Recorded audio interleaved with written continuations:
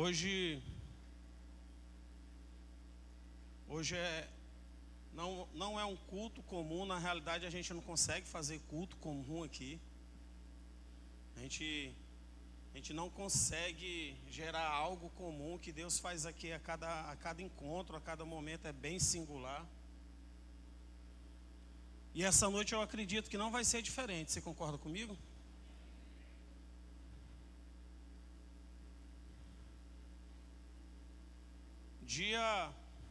Dia 14 agora, ou seja, domingo, o pastor Jonathan ministrou aqui nesse altar. E graças a Deus que ele não atrapalhou o que o Espírito estava fazendo. E eu estive aqui no início do culto, mas logo depois do louvor, logo depois, mais ou menos na metade da ministração do pastor Jonathan, eu precisei sair. E quando eu cheguei no meu local de trabalho, já estava numa ministração, numa movimentação aqui na frente. E pela live eu não estava entendendo bem o que era que estava acontecendo. O áudio tinha hora que estava bom, tinha hora que ficava ruim, mas depois eu fui dar uma olhada melhor naquilo que estava acontecendo aqui na frente. E na segunda-feira Deus me deu a resposta daquilo que aconteceu aqui na frente. Aquilo que foi gerado aqui no domingo, enquanto nós orávamos em alguns momentos de oração que nós temos aqui na igreja, os pastores integrais. E o Senhor começou a compartilhar algo comigo em cima daquilo que eu estava construindo para a noite de hoje. E foi muito pontual, foi muito necessário que aquilo acontecesse. Quem estava aqui no domingo? Domingo agora, ao pôr do sol,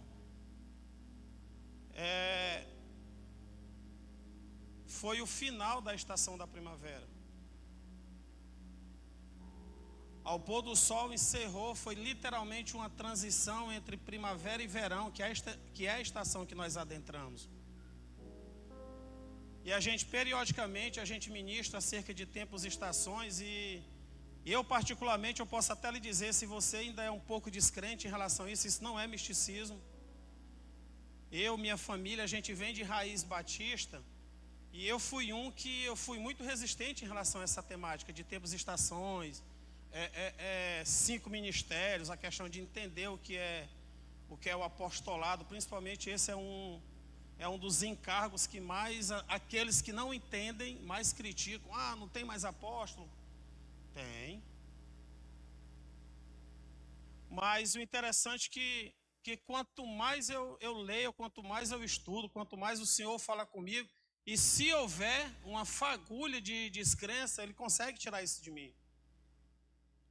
E nessa feita, nesse domingo, não foi diferente, porque foi necessário que aquilo acontecesse naquele exato momento. E os nossos cultos de domingo é justamente 5 horas da tarde, que é na virada. É nessa virada do dia, é no momento que o sol está se pondo, bem naquele momento, que as Escrituras dizem que o próprio Deus vinha para se encontrar com Adão. E eu acho aquilo muito tremendo, eu acho aquilo lindo, porque é um pai se encontrando com o filho.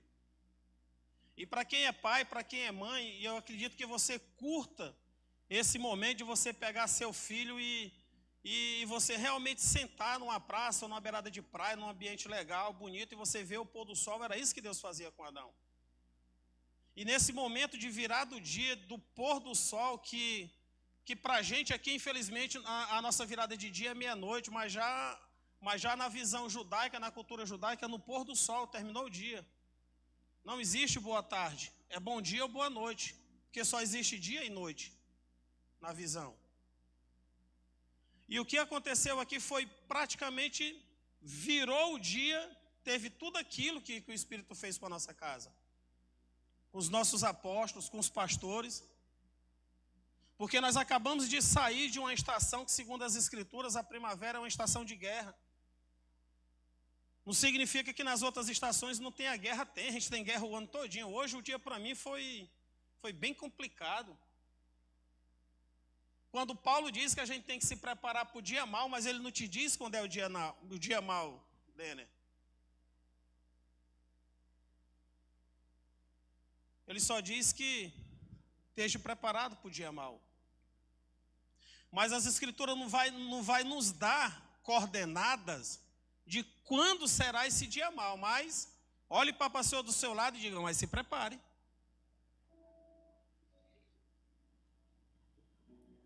Então, 14, no dia 14 agora, que foi domingo, foi o derradeiro dia de Sivan, foi 30 de Sivan, e nós encerramos oficialmente a primavera e nós iniciamos agora o verão. Agora só que o verão tem algumas peculiaridades que eu queria trazer para você nessa noite, para que você se prepare e para que você possa receber algo de Deus nessa estação.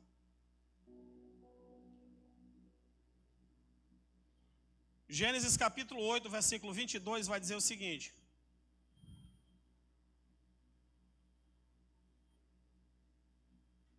Gênesis 8, 22.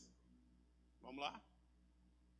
Diz o seguinte: enquanto durar a terra, semeadura e colheita, frio e calor, verão e inverno, dia e noite, jamais cessarão os seus ciclos.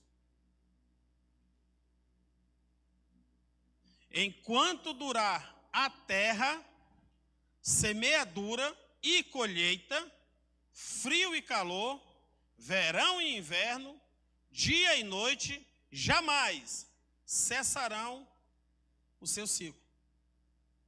A gente entende que, eu sempre gosto de dizer isso, que o que acontece aqui embaixo é um reflexo de algo nos céus, e vice-versa. O que nós ligamos aqui está ligado no céu. Quando dois concordam aqui, está concordando no céu. Deus, quando conversou com Moisés, que foi dar as coordenadas à planta do tabernáculo, Deus ele não só falou como seria o tabernáculo, mas o texto vai dizer que Deus ele transportou, arrebatou, levou Moisés e fez Moisés ter uma visão de como era o tabernáculo. Ele não só ouviu, mas ele viu como era o tabernáculo. A gente percebe que Jacó, no sonho, ele vê uma escada que faz essa ligação com os céus e a terra, e havia uma movimentação entre eles. Então, quer queiramos, quer não, a forma que eu me porto aqui, nesse plano material, vai refletir no teu espiritual. E assim como a forma que eu me porto como um ser, um crente, um homem ou mulher espiritual, isso vai gerar consequências também no carnal, no material. Às vezes é muito bonito a gente escutar quando Paulo diz, quando eu sou fraco, aí é que eu sou. Quando eu sou fraco, eu sou o quê? Quando eu sou fraco, eu sou o quê? Mas a gente precisa entender que Paulo, ele começa a dar ele começa a contar um pouco da história dele, de coisas que ele passou, de que ele passou por naufrágio, ele apanhou, passou fome, passou frio, foi preso, quase morreu, foi apedrejado. Então, ele começa a contar que as experiências humanas dele já tinha gerado um flagelo, já tinha maltratado tanto, mas o espiritual dele estava a ponto de que se ele levantasse o dedo, entidades caíam. Então, se eu maltrato o meu corpo, isso não é de forma física, eu não estou pregando aqui flagelo, mas o que eu estou querendo dizer, numa prática de jejum, uma vida de oração, você começa a quebrar a tua carne para que o teu espiritual flua. Quem está entendendo? E quando as Escrituras faz esse paralelo, e a Bíblia é um livro cheio de paralelos, de quando ele fala de tempos e estações, de que ele fala de primavera, fala de verão, fala de inverno, fala de outono, a gente vê alguns reflexos e características desse período refletindo em nós. Quem está entendendo?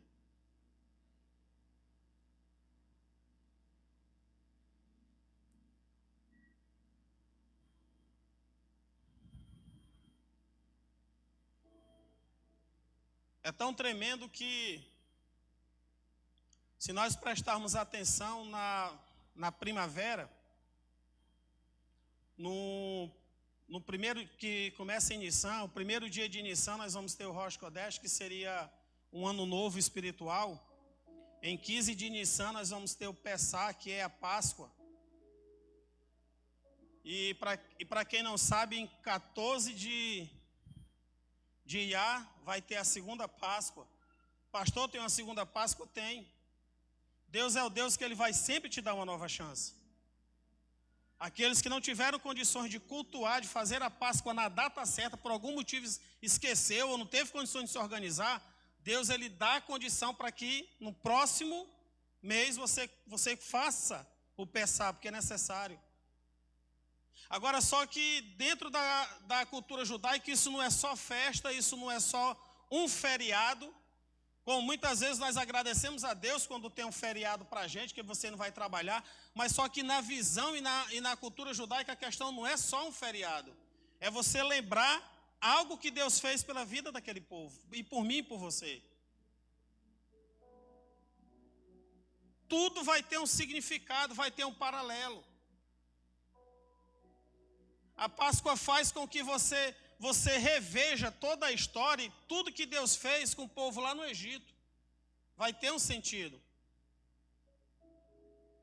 Logo depois da Páscoa, lá entre 6 e 7 de Sivan, vai ter a festa de Pentecostes.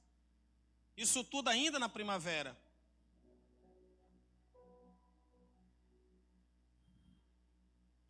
Agora, só que no verão não tem nenhuma festa. É o único período, é a única estação que não é para festejar. É um período de reflexão, é um período de busca, é um período de consagração, porque não dá para se alegrar. E o que eu acho isso tremendo é que a primavera é uma estação de guerra e essa igreja tem passado por guerra faz tempo. Sim ou não? E no final da primavera nós acreditamos que tudo isso cessou, sim ou não? Bem no final da primavera. E bem na transição para o verão. A primavera é uma estação de guerra, e eu acredito que nós saímos desse período de guerra. Agora, só que o verão é uma estação que faz menção a dores, a luto, a tristeza. E é isso que nós estamos sentindo agora. Quem concorda comigo? Nós não estamos alegres com todos os acontecimentos, nós não estamos alegres com pessoas que se desligaram. Nós estamos mesmo, o sentimento que eu tenho, eu acredito que você vai compactuar comigo, é de luto, é de perda. E é esse sentimento que o verão traz. Por ser uma estação seca, por ser uma estação que não tem chuva, não tem refrigério. E eles entendem que vai ter um reflexo, e a gente está sentindo isso agora.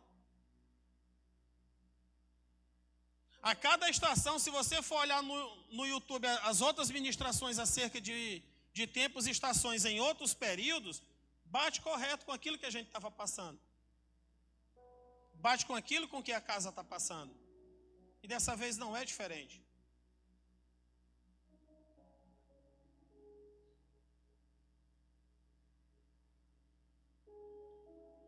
De todo o calendário, de todo o ano, dentro dessa cultura, dentro da cultura judaica, tem festas. É um povo festivo, mas no verão não tem.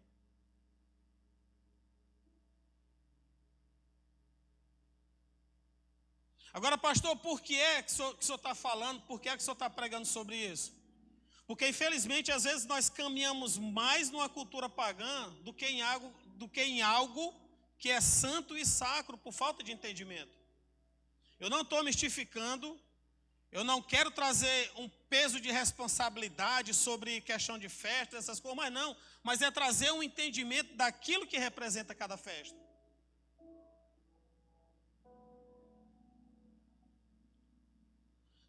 Só para você ter ideia, dezembro, que mês é? É o mês 12, é isso?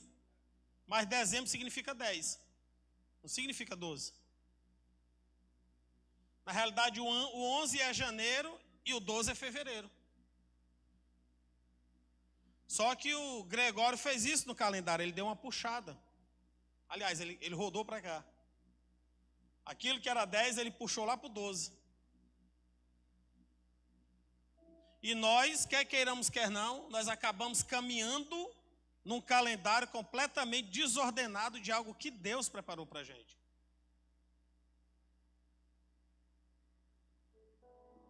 Muitas vezes, ao invés de termos uma prática que faça sentido para aquilo que nós vivemos, às vezes nós cultuamos o paganismo. Agora, de todas as estações, o verão tem essa peculiaridade, que é de entendermos que ele não é momento de alegria. Agora, por que só nessa estação, nesses 3 meses, Tamuz, Av e Elu, que são os meses que correspondem ao verão,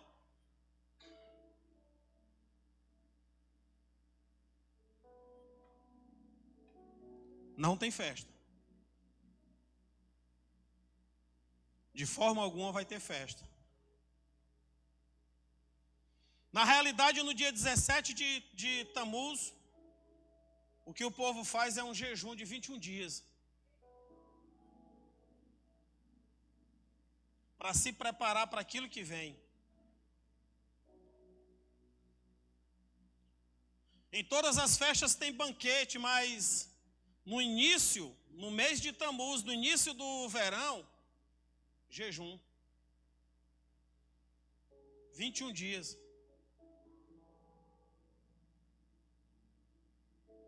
Agora me pergunte por quê. Para você aprender a amar. Diga para a pessoa do seu lado, você sabe amar? Diga para a pessoa do seu outro lado, amar não é um sentimento, não é uma emoção. Diga, amar é uma decisão. Ele decidiu me amar primeiro. Ele decidiu amar a mim e você primeiro. Não foi Deus ele não gerou dentro de si uma emoção para que ele me amasse, não. Mesmo eu sendo a pior pessoa, sendo verme, ele olha para mim e diz, eu decido lhe amar. Eu decido me entregar por você. Porque na realidade não tem nada em mim e em você que seja atrativo para Deus. Então, ele decidiu. E muitas vezes a gente fica até pedindo a Deus, Senhor, coloca amor no meu coração para mim. Enquanto você estiver orando, pedindo a Deus para colocar amor no seu coração, não vai vir, decida amar. Diga, Senhor, eu não consigo amar, mas a partir de agora eu decido amar o meu irmão. Aí isso começa a nascer. Porque esse período de jejum é uma forma de você quebrar sua carne para que você consiga amar pelo Espírito. Porque pela carne você não vai conseguir amar, não. Talvez pela carne o pastor Irã tenha todos os motivos para não gostar de mim. E eu dou esses motivos. Tem dia que um pega no pé do outro, tem dia que um se chateia com o outro. A gente convive o dia todo junto. Então, se não for pelo Espírito, não tem nada dentro de você que vai fazer você amar. Na realidade, o amor é uma pessoa, quando o próprio Deus diz, porque Deus é amor. Então, por que a gente procura amar, buscando isso em emoções e sentimentos? 21 dias orando, 21 dias jejuando, 21 dias buscando, 21 dias procurando se aproximar mais de Deus, para que eu possa amar. E em 15 de Av, eles vão festejar o Tu B'Av, que é o dia do amor. Agora eu consigo lhe amar.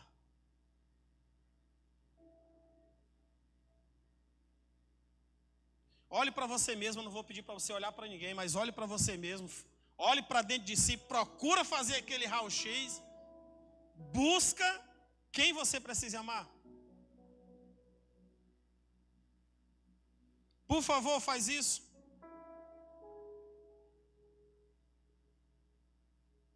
E o último mês de Elu um mês todo de reflexão. A característica que o povo judaico dá do verão é justamente uma estação que você começa sem perspectiva. É uma estação que nós entramos realmente triste, mas nós acreditamos que até o final isso vai cessar. O verão faz uma menção em lembrança, como eu te disse, todas as festas, todas as estações têm um motivo de um porquê. Quando o próprio Jesus nasceu, ele diz, toda vez que vocês se reunirem para ceiar, não é só para comer, é para fazer memória de mim. Esse é o motivo da ceia. E fazer memória de mim é eu lembrar que ele morreu por mim.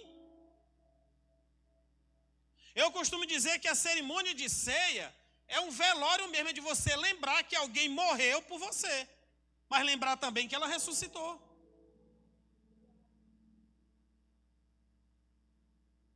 O Pessá é o mesmo sentido do povo entender que enquanto um anjo estava devastando, matando todos os primogênitos, tinha um povo em festa. Pessá significa passar adiante, Páscoa significa passar para o próximo. Ou seja, não te alcança, vai procurar outro. E se esse outro tiver o sangue do cordeiro nos umbrais, vai passar adiante, também não fica em você. Praga nenhuma vai chegar na tua casa. Não é só sentar para comer, e é por isso que quando Paulo chega em Corinto, ele se horroriza. Ele fica horrorizado com as notícias. Que o povo se juntava para comer, e detalhe, tem parte do texto que diz, e há dentre vós alguns que bebem até cair. Comem e não esperam pelos outros. Naquele período, a igreja de Corinto estava fazendo da Páscoa, desculpa a palavra, um carnaval, uma festa, vamos só comer e beber que está bom demais. E Paulo precisa trazer ao povo essa consciência. O motivo não é esse, tem um motivo exclusivo. Vocês esqueceram quem foi que morreu por vocês? E o motivo do verão, dentro dessa visão, é eles entenderem que o verão aponta para o deserto, o período que peregrinaram. Eles sabiam que tinham um destino, mas eles não sabiam quando era que ia chegar. Eles tinham uma promessa que estavam caminhando para um lugar que manda leite e mel. Mas você acreditar que está no caminho certo, que Deus te colocou, mas se você não vê o final, só areia na tua frente e sol. Deus é um Deus muito coordenado. Deus não é um Deus de que faz as coisas de qualquer jeito, que para mim está bom, não. Ele diz o tamanho, diz a largura, ele vai dizer o peso, ele diz a qualidade, ele diz com que é que tem que ser feito. E muitas vezes a gente age dentro da igreja, trabalhando até para Deus, como se a gente fosse voluntário. Eu não gosto nem dessa palavra. Ou você é voluntário ou você é escolhido. Você quer ser o quê? Porque voluntário vai fazer de qualquer jeito. Não tem obrigação, sou voluntário. Não quero, tá bom. Mas se eu entendo que eu tenho um chamado e eu fui escolhido para aquilo, então eu deixei de ser voluntário. Posso ouvir um amém? Vixe, está todos os obreiros aqui, está igual uma reunião de obreiro. Mas tem que ter um sentido. Não é por acaso. E o verão vai traz esse paralelo da gente entender que é o período mais quente do ano. E eles é a lembrança que tem do período mais quente da vida deles enquanto estavam andando no deserto. Só para você entender, a festa das barracas, eles voltam a dormir em barracas, que é para lembrar de quando eles peregrinavam. Hoje você pode estar numa casa luxuosa, vivendo bem, mas volte a dormir em barraca pelo menos uma vez por ano, para você lembrar como era. É a festa dos tabernáculos. E eles fazem, e se alegram, comemoram, porque o Senhor tirou a gente de barracas e hoje a gente está vivendo bem. Uma vez uma pessoa olhou para mim e disse: pastor, por que é que Deus não tira da mente da gente, da cabeça da gente, as coisas que a gente já fez? Eu digo: meu amigo, Deus não quer que você esqueça de onde você saiu. E todas as festas, toda vez que Deus falava, ele dizia: faça isso em memória, passe para os seus filhos. Daí surge a tradição oral. Só para você ter ideia, teve um período de quase 700 a 800 anos que não tinha a Torá, se perdeu. O povo passava de pai para filho na boca. Lá em Daniel, quando Neemias acha o livro, o povo chora. A Torá voltou. A palavra. E a gente não entende isso. Era lendo e o povo chorando, e o maravilhoso era que do jeito que estava escrito, aqueles que nunca leram, tinha decorado na cabeça. Foi do jeito que meu pai me ensinou. E às vezes a gente não entende isso. Ser crente não é oba-oba, irmão. Como foi dito aqui, o Luizinho foi muito contundente. Não é para entreter. Aqui não é um show de entretenimento. Mas eu preciso que você gere essa consciência de entender o que é que Deus fez por você. Quando eu digo o que é que Deus fez por você e de onde você lhe tirou, não é só da gente contar aqui nesse altar uma bênção que Deus fez, não, querido. É a gente entender realmente o que foi feito por mim.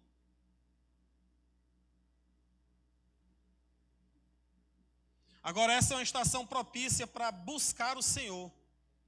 Em Isaías 55:6 vai dizer o seguinte: buscai o Senhor enquanto se pode achar, invocai-o, buscai o Senhor enquanto se pode achar, e invocai-o enquanto está perto. Buscai ao Senhor. Como? Buscai ao Senhor. Existe um tempo. Buscai ao Senhor enquanto você ainda pode achar. Significa que vai chegar um momento que talvez você vai procurar e não vai achar mais. Agora, buscai o Senhor enquanto se pode achar, vírgula, invocai-o enquanto está perto. Perceba duas coisas nesse texto: buscar e invocar. Repita comigo: buscar e invocar. Na realidade, Isaías ele nos oferece uma estratégia. Isaías ele não está só dando conselho, ele tá liberando uma palavra de estratégia. Buscar enquanto se pode achar, e segundo, invoque, porque ele está perto. Isaías nos orienta a buscar e invocar, mas qual a diferença entre as duas? Qual a diferença entre buscar e invocar?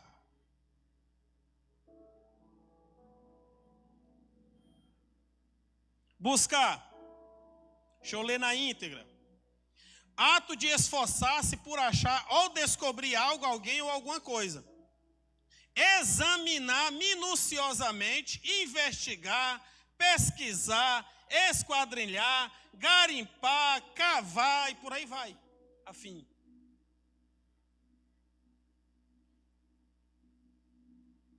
Agora a busca só termina quando se encontra. O conceito de buscar, o tempo de busca é até achar.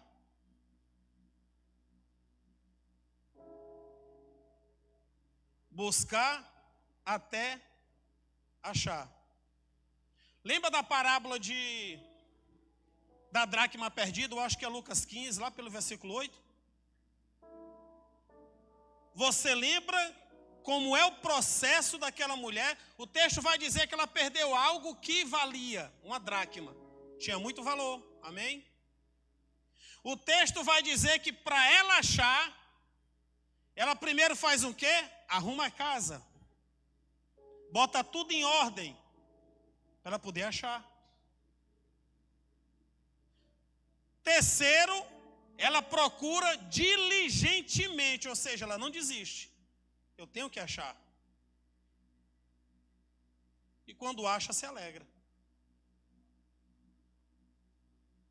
Ela procura diligentemente até o quê? até encontrá-la. Olha o tempo.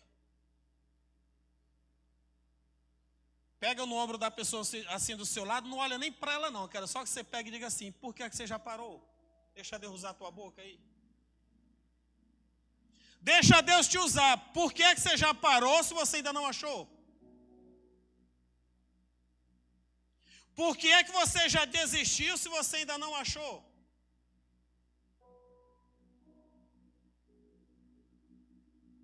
Havia momentos que aquele povo no deserto, a vontade deles era de desistir. Deus disse que estava levando para um local que mana leite e mel, um local próspero, mas não chegava.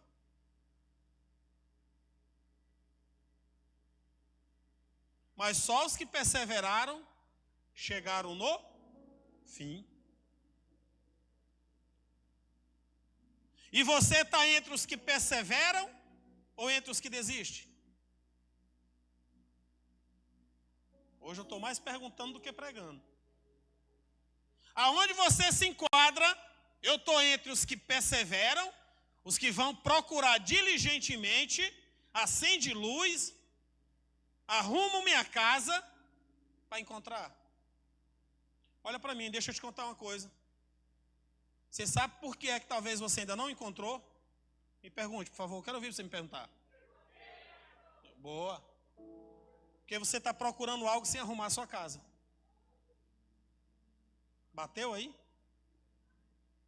Se você estiver procurando algo sem se organizar, sem se ajeitar, sem arrumar a sua casa, você vai continuar procurando e na tua bagunça você não acha. Tinha uma mentira de Satanás que eu dizia muito para minha mãe quando era rapaz. Minha mãe chegava, olhava para o meu quarto, era aquele vendaval.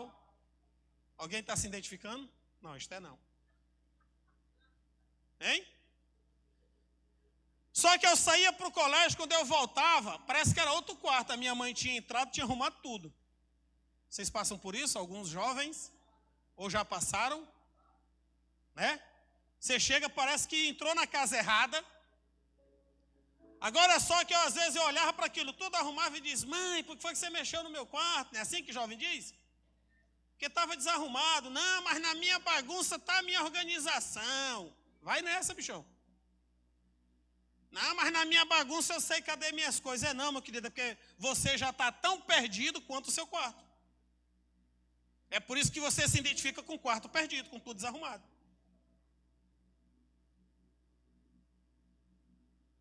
E é essa sensação que o verão traz. Só que nessa estratégia que Isaías libera na vida da gente, ele diz que é para buscar e é para invocar. Buscar enquanto pode achar e invocar porque ele já está. Buscar enquanto se pode achar e invocar porque ele está. Vamos lá. Invocar, suplicar, pedir auxílio, existência e recorrer ao sobrenatural. Ativa-se o sobrenatural. Ô, culto maravilhoso. Se eu tinha dúvida daquilo que eu ia trazer, só no louvor respondeu tudo para mim. O texto vai dizer em Isaías que você busca enquanto você pode achar. E invocai porque ele está perto. Só que buscar vem primeiro do que invocar, porque eu vou buscar até eu achar. E quanto mais eu busco, mais ele se aproxima. Quando eu invocar, ele já vai estar perto. Eu estou buscando com as minhas forças, eu grito, eu canto, eu pulo, eu libero o que eu tenho, isso é buscar, mas quando eu vou invocar, eu estou ativando o sobrenatural. Você pode estar no quesito buscar, mas poucos conseguem chegar ao invocar. Você pode estar buscando, pulando, você está naquele momento, mas quando você consegue romper o sobrenatural, ele já está perto. Você conseguiu agora invocar. Amém? É isso que o verão te chama. É esse entendimento que esse povo a qual nós acreditamos, o Deus a qual nós acreditamos, E Deus diz que não tem diferença, na realidade Ele nos recebe por adoção, também somos filhos. Essa é a estação de busca. Eu não estou te dizendo que nas outras estações você não busque, mas essa tem algo, tem uma chave, tem algo diferente. Busque com entendimento nessa estação e depois me procure para contar suas experiências. Gere um entendimento para invocar, porque ele já está bem pertinho. Eu nunca mais esqueci. Profeta Bruno, quando veio para cá, primeira vez que ele veio, que ele subiu nesse altar, depois dos louvores, ele disse uma coisa, pastor Jonathan. Gente, aqui é muito fácil da gente profetizar. Já está bem molinho, está bem facinho, está bem pertinho, ele usou esse termo. Aqui vocês conseguem romper algo que tem muito canto que a gente não consegue ter essa atmosfera que vocês estão criando aqui. Aqui eu não vejo dificuldade para que Deus libere uma palavra para a vida de vocês. Porque rompeu. É como um jato supersônico para romper a barreira do som. Quando ele atinge a velocidade X, chega e explode. Pum! Rompeu. E é isso que o verão te chama. Nos convida a fazermos isso. O verão é uma estação que vai aprofundar no sobrenatural. O verão tem uma peculiaridade, tem uma característica na realidade, que é calor, é quente. Mas eu preciso entender que esse calor e esse quente também é sinônimo de espírito. De você realmente queimar. De realmente você gerar algo sobrenatural. Você está me entendendo? Você está entendendo mesmo? Um amém tão assim, você está entendendo? Eu não estou aqui na função de professor, eu estou aqui para ministrar na tua vida. Eu não estou aqui para trazer um conhecimento novo para você, eu estou falando daquilo que é bíblico. E se tiver dúvida, a gente conversa depois, tranquilo. E eu gosto. E o verão, ele tem essa peculiaridade.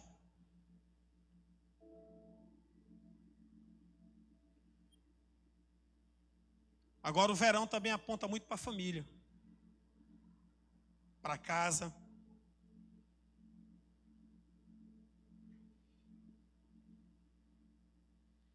O verão ele aponta muito para essa questão de você guardar a sua casa, guardar a sua família. De você estar junto. Para nós conseguirmos entender de que Deus ele não está escondido de você. Isaías está dizendo que busque, mas Deus ele não está escondido de você. Eu em outra ministração minha, eu dei até essa alegoria. Deus ele brinca de esconde-esconde com a gente, como um pai brinca com o filho. Agora só que é como se Deus se escondesse atrás desse microfone e dissesse, filho, me procura. Bem facinho de você achar.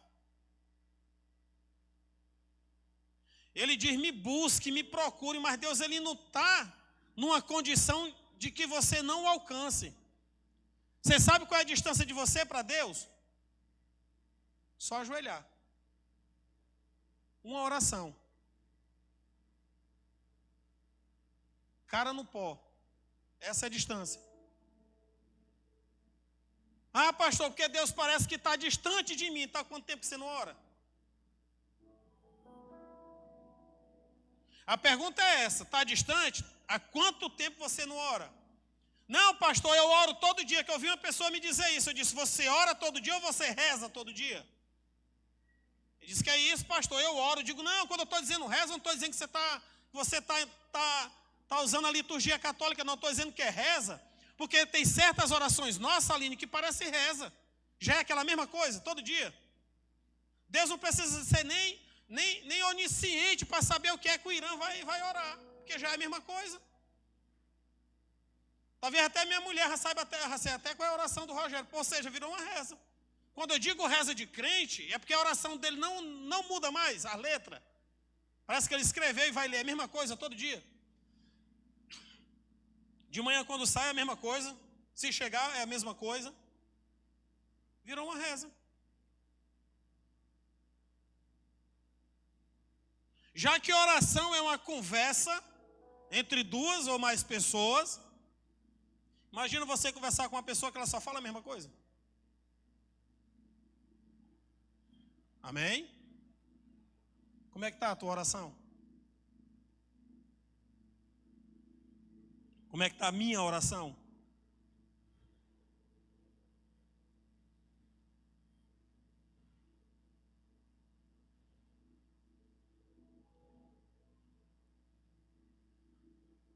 Agora essa estação correndo para o final.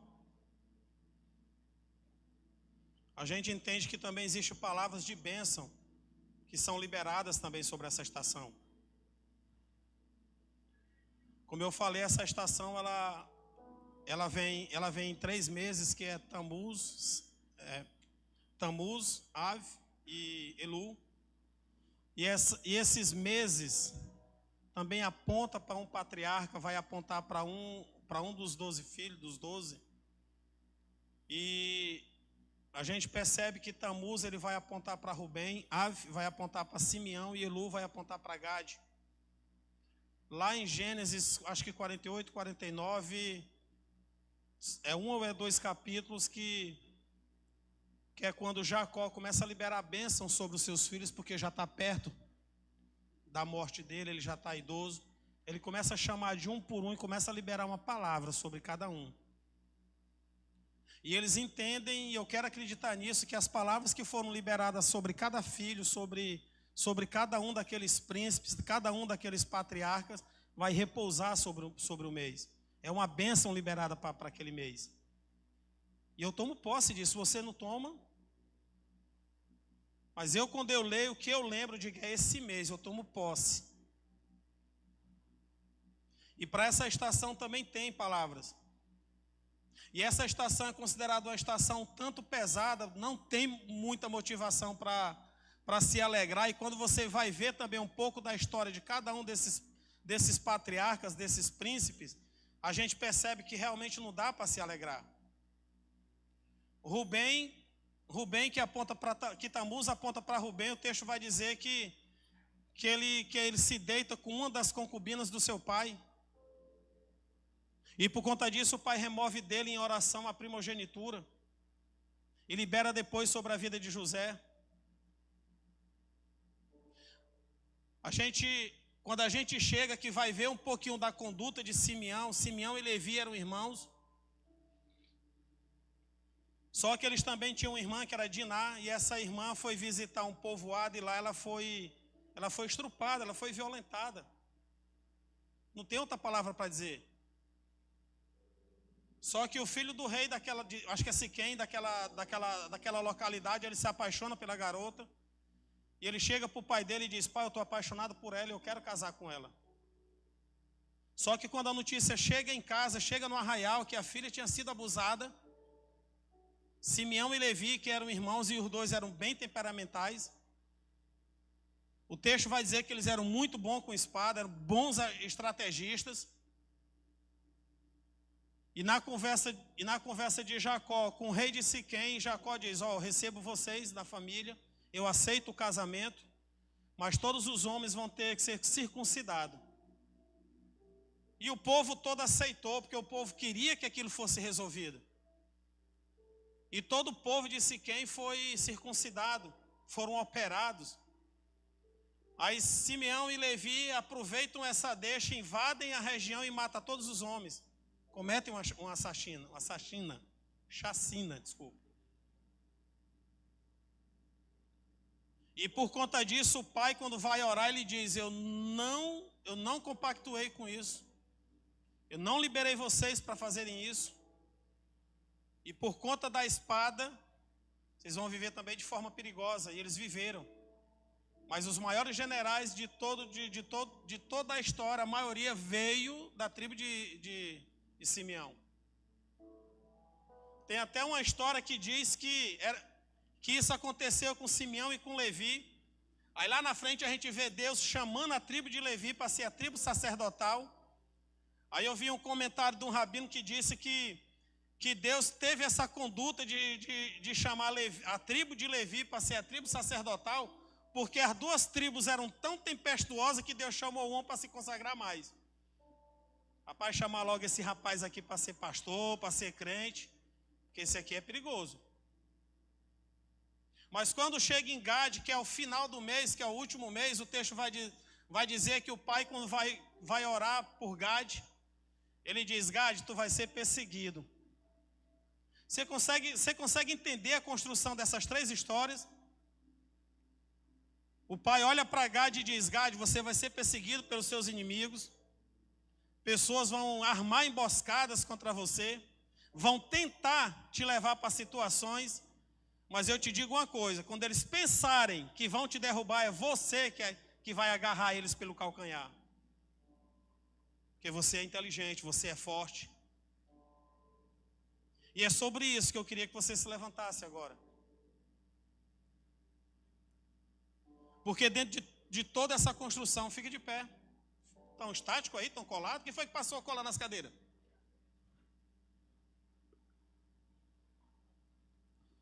E eu gostaria muito que você entendesse que essa estação que nós estamos é uma estação muito propícia para que você se consagre muito, para que você não caia em armadilhas. Você percebe que dentro da construção dessas três histórias, o quanto que é profundo o contexto familiar, onde um filho cometeu incesto com a concubina do pai, uma irmã foi violentada, os irmãos atacaram e mataram. Mas quando chega em Gade, a história começa a aliviar. Eu não sei como está a tua história, como tem sido os teus dias, mas eu quero acreditar e eu acredito que essa história pode mudar. Talvez você possa estar sendo perseguido, pessoas possam estar armando contra você, mas Deus manda te dizer nessa noite: é você que vai agarrar elas pelo calcanhar. Deus nessa noite está te dando uma perspectiva de mudança. Deus nessa noite está te chamando para você acreditar que não é em vão você estar aqui nessa noite. Deus, na realidade, Ele tem te chamado para que você entenda que, por pior que esteja, como tem sido ruim para mim nesses dias, mas no meu coração bate muito forte, Ele diz: eu vou mudar essa situação. E Deus te trouxe aqui nessa noite para te dizer isso: eu vou mudar a tua situação. Eu vou mudar a situação dessa casa.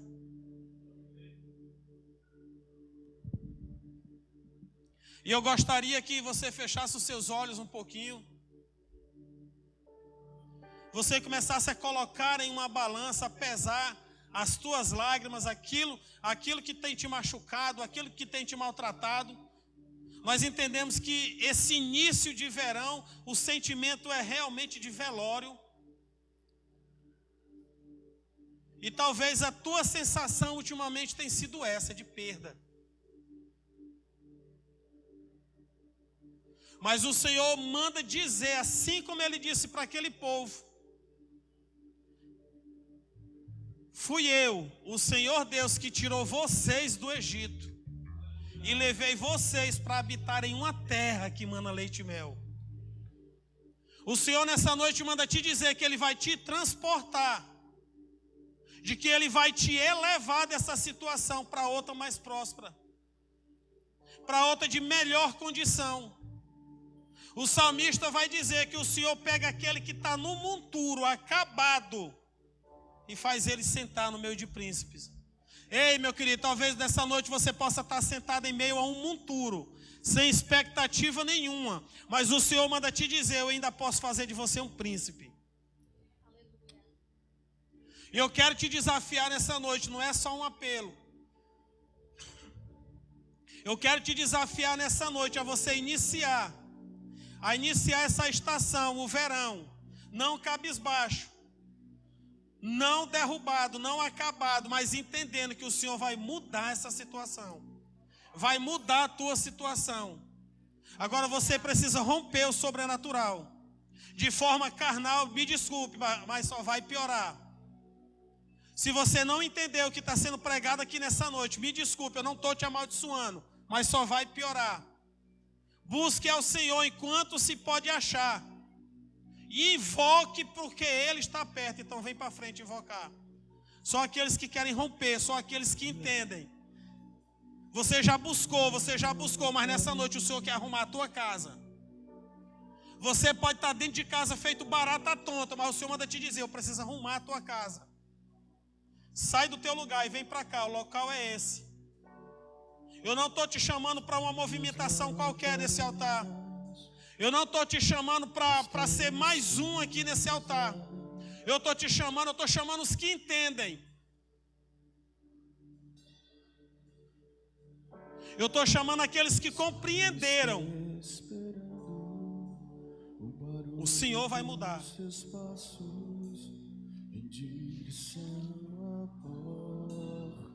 Por favor, eleva a tua voz.